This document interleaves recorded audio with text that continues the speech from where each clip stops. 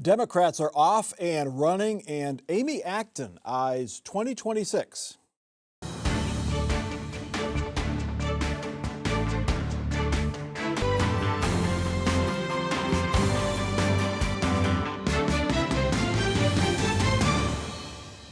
Welcome to Columbus on the Record. The pep rally phase of the 2024 campaign is over, and for Democrats here in Ohio and around the country, the real work now begins. Vice President Kamala Harris this week accepted her party's nomination for president and promised a slightly different path from Joe Biden and a very different path from former President Donald Trump.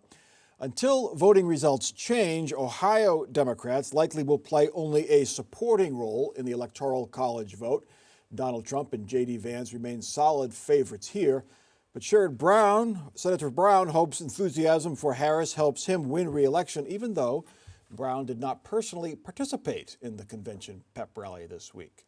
Julie Carr-Smythe, there's always a convention bounce, there's enthusiasm for Democrats, but will that translate into any different results here in Ohio, do you think, for Kamala Harris in the presidential race and in the Senate race as well? Well, I mean, I am hearing a little bit of rumbling really across the board, as particularly about, those voters who begrudgingly were supporting Joe Biden, for example, that maybe they're a bit more excited about it. Those who were really not going to participate, young people, for example. So it is possible that we see some sort of a bounce from that. In this state, it's very unlikely that that would actually change the result from a Republican win, though. Yeah, I mean, Gene, Trump has won this state by 8 points, I think, twice now. This is his third time. Does the margin shrink at all? Does it grow? The state of Ohio is red actually by about 3.7% because that's what Mike beat Rich Cordray by. Yep. So I maintain that as being the true mark. I'm one of those who's going, the Republicans I always say they're being overconfident and the Democrats are being inept every show. Guess what? They're being overconfident. They're thinking it's going to be in the bag. I think Sherrod is a formidable candidate. And as I've said before, Marino has an unfamiliar name. And historically in Ohio, you have to run twice in Ohio if you have an unfamiliar name, a la Metzenbaum and Voinovich, etc. J.D. Vance being the exception, but he was familiar because of his book. Yeah, because he was a celebrity, exactly. Joe, how did you read the convention? Very polished, very scripted, but this was a very different convention than what we would have seen a month ago had Joe Biden been the nominee. And it's different than previous Democratic conventions that I have seen. The first thing that came to mind, especially on the second, third, and fourth days, the first day was a little creaky, running late and things of that nature. But I said, well, it makes sense that you've got all those Hollywood liberals that know how to put on a show. It makes sense that maybe they reached out and they got it done. So as far as excitement and entertainment, I found it to be supremely entertaining. I didn't want to turn it off. Now, mind you, my age, I did fall asleep once or twice. But I noticed on the fourth night, Kamala Harris, they were really moving those people along to get her on before 11 o'clock so she could at least finish her speech at around the time that the evening news came on. So you didn't lose too many people, Joe. Right, yeah. And everyone was staying awake to see who this big guest was, the mystery guest. And I don't know that we still know who that was, do we? No, I think they thought of Beyonce, but... Yeah, there was talk about Beyonce and Taylor Swift and all this other, and everyone stayed awake and watched it and wondering what was happening. But Gene, how does Kamala Harris do among what you call the NPR Republicans, the educated class? Gosh, that used to be our base. 65% of them would vote for us. Now it's about 35%. She's going to have a huge amount of appeal. Trump needs to lay off the personal attacks. I've run against a woman twice. And as I once said to then Speaker Joanne Davidson, you're really hard to run against as a gender. She just cackled. Well, of course, I know that. That's why I like recruiting women candidates.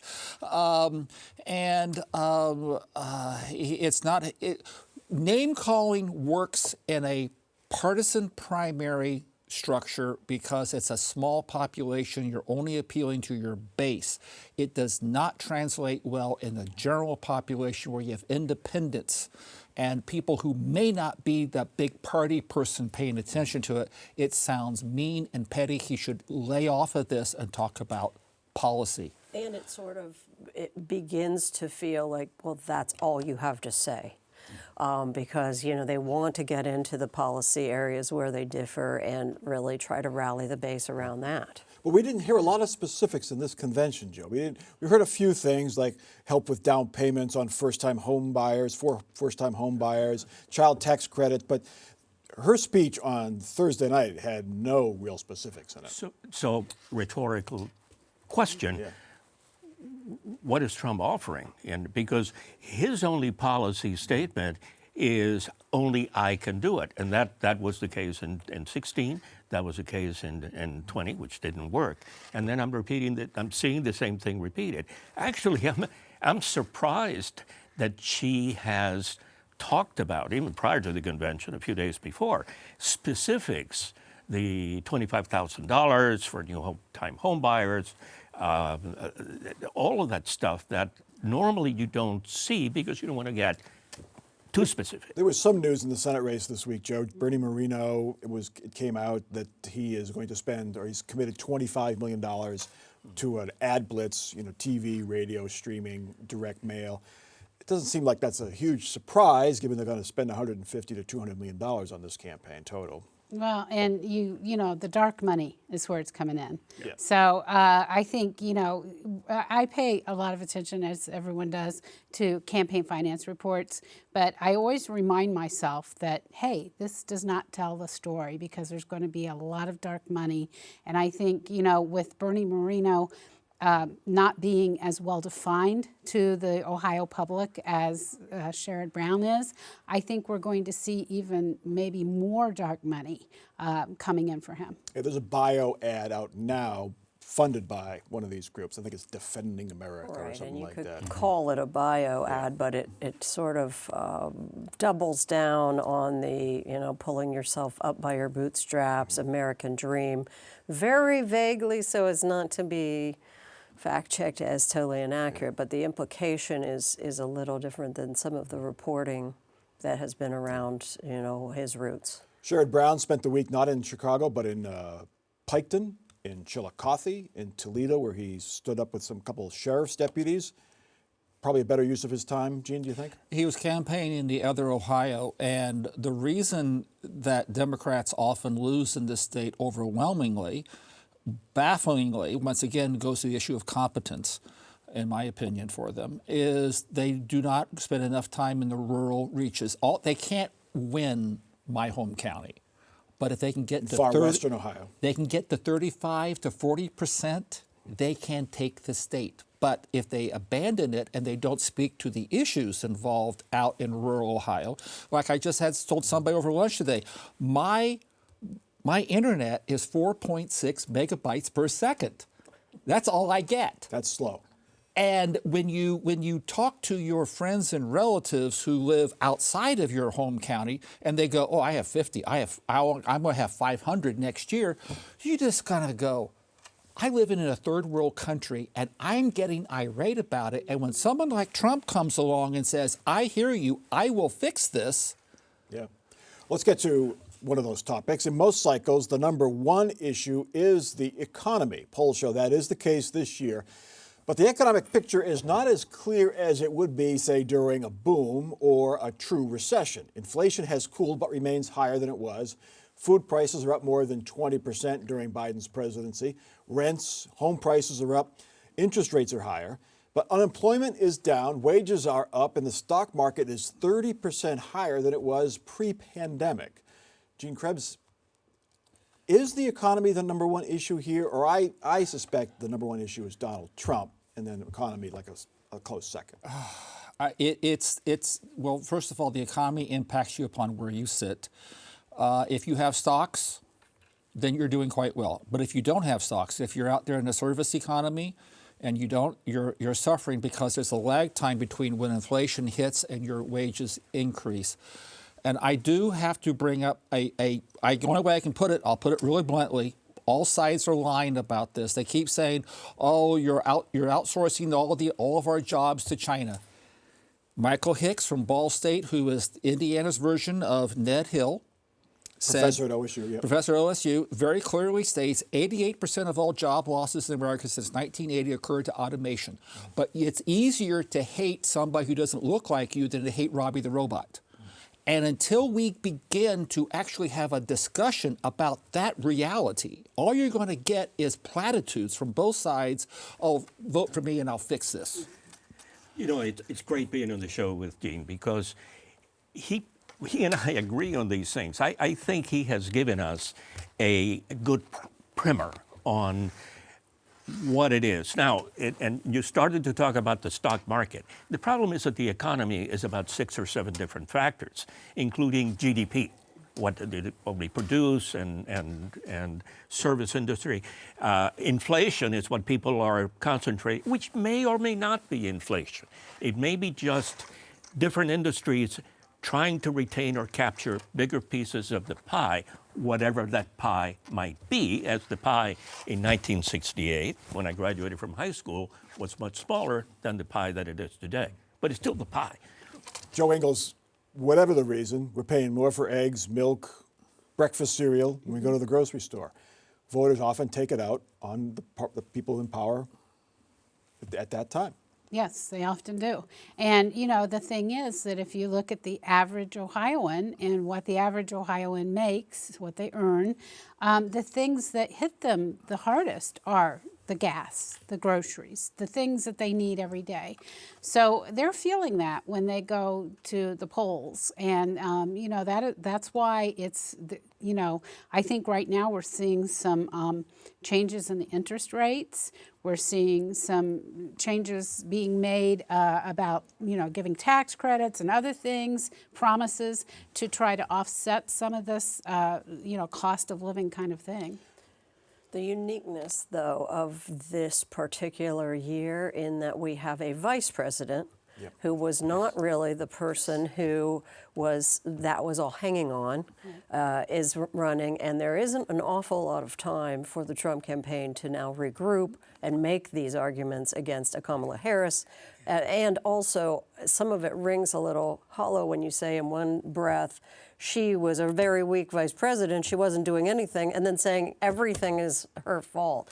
So I think that's... She claims credit for a lot of stuff, too, that Joe Biden did, the good stuff. Absolutely, and so I think that is really the challenge that they're looking at right now is sort of how do we, you know, thread that needle and try to figure out how to talk about the negatives about Biden. Julie's absolutely correct. We really don't have an incumbent this time around, so that Harris can actually forge her own path in this thing. But I would be remiss if I don't try to interject in here the reality that, in fact, presidents do not have that much control. Yes, you can have stimulus packages that are approved by Congress. Yes, you can have the infrastructure bill. But aside from that, no. Tariffs. Donald Trump wants to increase tariffs, which will lead immediately to price increases in the short term. In the long term, you could argue that maybe if it brings more production back to the United States, prices would stabilize or maybe even go down. More jobs, anyway. So, former think tank guy here, you can watch my head explode at all this, because now both parties are populist parties. I mean, they're both trying to run in the exact same lane. And I'm going, where's the difference on this? Because Harris keeps talking about, oh, I'm going to freeze. Are you 1969 when price controls? She's talking price about controls. When Nixon did this, I can remember when Nixon did this, and it was abandoned in 6 weeks. It was such a dismal failure. Okay, and then Trump's talking about tariffs. He goes, oh, the Chinese will pay for it. Well, you're going to pay at least part of that. Yeah. And I'm going, the economic illiteracy going on in both parties is just mind-numbing. Okay. It is more than 2 years before the 2026 election, but a well-known Democrat said she is considering a run for governor. Former Health Director Amy Acton showed up at the Democratic National Convention and spoke to Cleveland.com and the Columbus Dispatch and said she is considering running for governor in 2026. A political advisor to Acton confirmed her exploration. Acton, of course, became nationally known for her empathetic explanations of COVID during the first days of the pandemic. Many Ohioans loved her. Some conservatives denounced her for Governor DeWine's shutdowns. She briefly considered a run for U.S. Senate in 2022, but decided against it.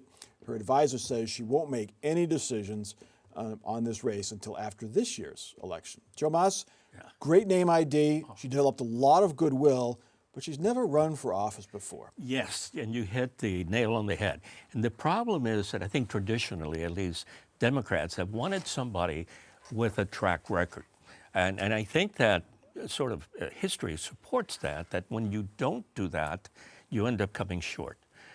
However, I think what will make a difference in this case, if somehow the people that like her as a candidate can come up with financial support.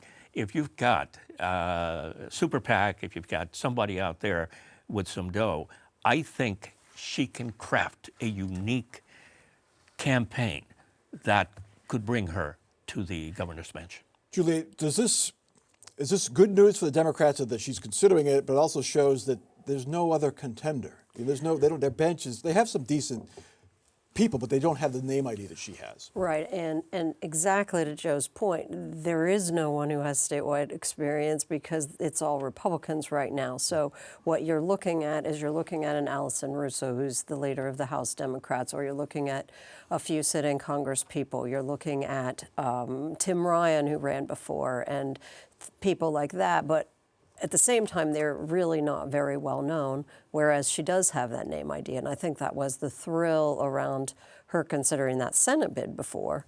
But ultimately, I think what we're talking about is exactly where she landed, that it wasn't going to be viable. She is really not well liked, to put it politely, among very far-right conservatives. Why is that, Gene? I mean, she was a physician trying to protect people, but she is vilified by some on the right. It goes to a variety of, when you know why one of them think this, you know why one of them thinks this is probably, yes, it's the issue of freedom. No one can tell me no one can tell me what to do type of thing. Probably a little bit of misogyny going on in there too. But as far as her candidacy, look, I have, when you can have video of me saying, oh, Kamala Harris, well, no, not going to happen. They'll go somebody else. I have so much egg on my face from trying to predict what the Democrats are going to do. And by the way, it's all farm fresh eggs, organically really raised. good eggs, too. We should all be so lucky to have your eggs on our face. That's right. That's right. But the point here is that I'm about ready to hand in my pundit card, for crying out loud, because I can't predict how the Ds are going to respond. And I studied in college animal behavior and flocking to people and everything. I know this topic well. I'm baffled as to how things are working now. Joe, I mean, if she's going to run, she almost has to run now, because the pandemic is getting farther and farther back in our memory. People are going to remember who she is, but she's not going to have the same momentum that she perhaps has now. Right. And some of the other issues, it's not just COVID. You look at health issues right now, they're very big. They're talking points. You're talking not just abortion, but you're talking health care. You're talking a lot of different issues of health access and that kind of thing. And that's where someone who has a background as a doctor could really speak to that in a way that voters understand it. So those are huge issues right now. And so you're right. It's the great time to strike if she's going to strike. Yeah, and I think that could be a parallel to what we're seeing on the national level now. Kamala Harris never once mentioned that she was a woman in this whole convention, and she won't. Hillary Clinton got to do that 4 years ago. So in this case, we had Nan Whaley, who also had who was also running against someone who was endorsed by Gloria Steinem. We had that conversation in the last governor's race. Maybe Ohio doesn't need to have that conversation, and it becomes something that has already been addressed. Really quickly, Gene, Vivek Ramaswamy did a bunch of interviews where he's saying that Donald Trump has to take a softer tone, much like you were saying a moment ago. Right. But then he showed up at the DNC and started picking some fights, but that's okay. Right. But Stay in your lane is what we always. He also told Politico that he is considering running for governor, or not considering. People have told him he should consider running for governor in Ohio. Look, I said this on the show, my God, maybe a year ago, he was going to run for governor here now. And it comes down to, once again, what does J.D. Vance want? What does Donald Trump want? And it doesn't matter if Trump wins or loses, where J.D. Vance is. What do they, if they endorse Vivek, he wins the primary.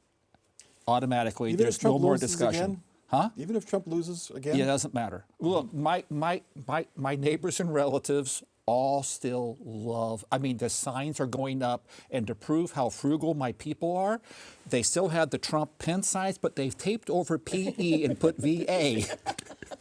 Well, that's good. It's the science of reading. We're at work right there. Anyway, redistricting is back before the Ohio Supreme Court. This time it is over ballot language. The ballot board approved loaded language that supporters of the amendment say is misleading and designed to deceive voters.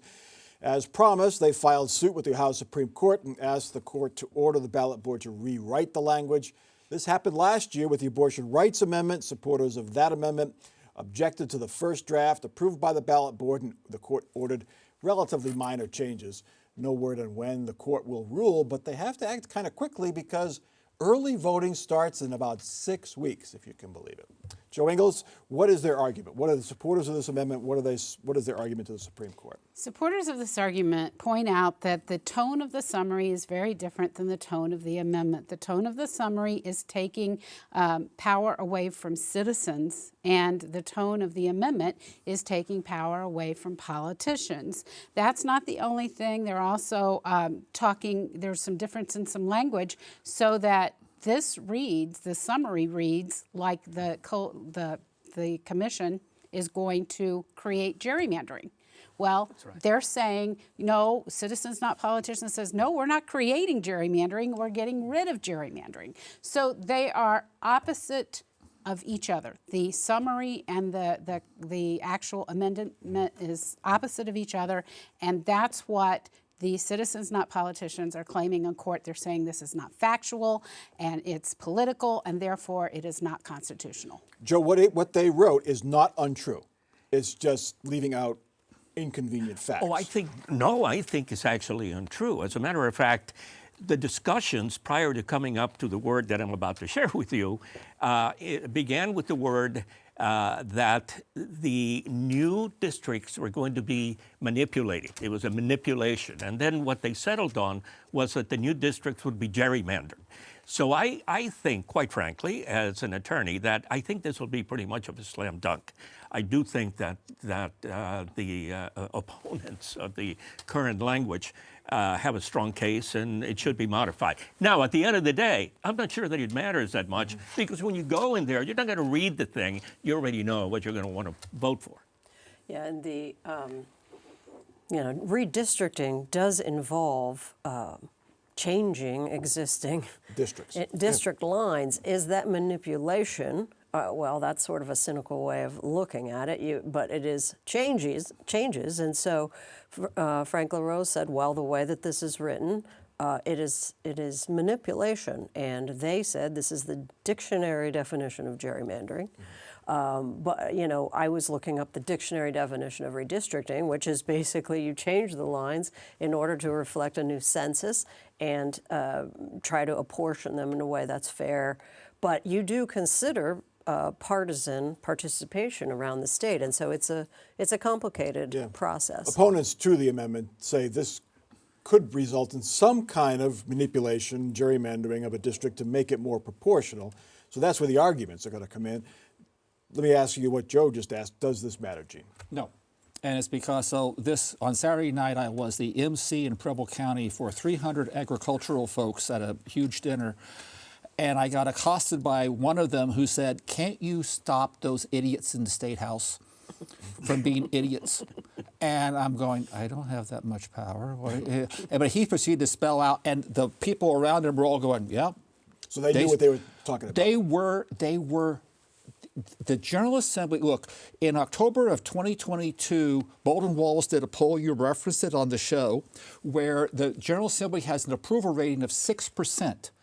And I was always told anytime you get to 9%, that's friends and family territory. Yeah. Okay, let's get to our final off-the-record parting shots. Joe Moss, you're up first. Secretary of State Frank LaRose revealed a couple of days ago that about 148 folks were registered to vote, and they were not citizens of the United States. Now, they have been referred for prosecution to the Attorney General. Now, the reason that happens is because when you go renew your license, you have to be asked if you want to go ahead and renew or to register to vote, and then presented with a bunch of papers, some people that maybe are not quite language sufficient are likely to sign it. All right, Gene. Harris could not survive a Democrat presidential primary more than a few weeks because being a prosecutor, she couldn't do it. But yet that's proven to be her greatest strength, which proves the fact these first past the post partisan spring primaries are giving both parties candidates who can't appeal to the larger audience. And her being a former prosecutor is now what she's wielding out in the public. Good. Julie. I'm going to be watching this coming week. We talked about the redistricting fight, and there will be a new energy on the negative, on the no side this coming week. And so that will be the start of the real, I think, kickoff of that campaign. The opponents are having a fundraiser this week. One of the new things this week was the rocking roll call at the DNC. And I think, that was made possible in part by Ohio, because the DNC had to decide their candidates so early that it's like, okay, now what do we do?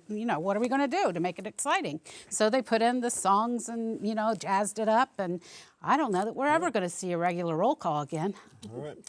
If you want to know more about gerrymandering, coming up in a new podcast at All Sides, the new Untangled series launches on Monday on 89.7 NPR News. You can find it also wherever you find your podcast. Get the full story. That is Columbus on the Record for this week. Check us out online and watch us anytime at our website and on YouTube. I'm Mike Thompson. Have a good week.